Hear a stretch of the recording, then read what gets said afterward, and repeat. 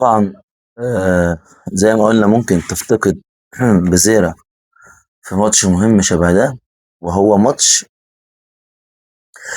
هو مفتاح الدوري. نيجي بقى لعيبة الزمالك.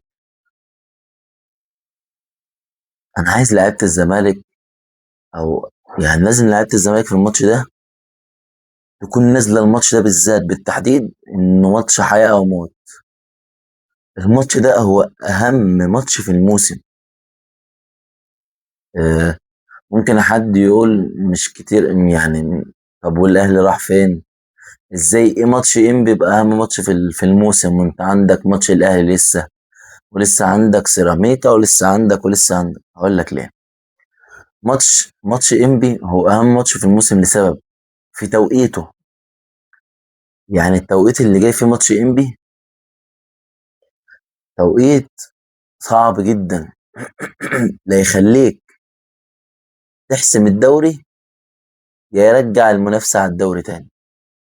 يعني الزمالك لو ان شاء الله قدر يكسب، هو كده فرق فرق بعيد عن اي منافس بقى 52.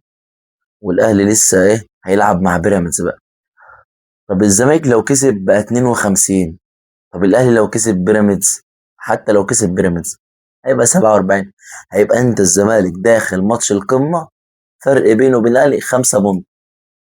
طب لا قدر الله لا قدر الله الزمالك خسر او تعادل، كده انت الدوري يعتبر بالضياع من ايدك. ليه بقى؟ مش من مصلحتك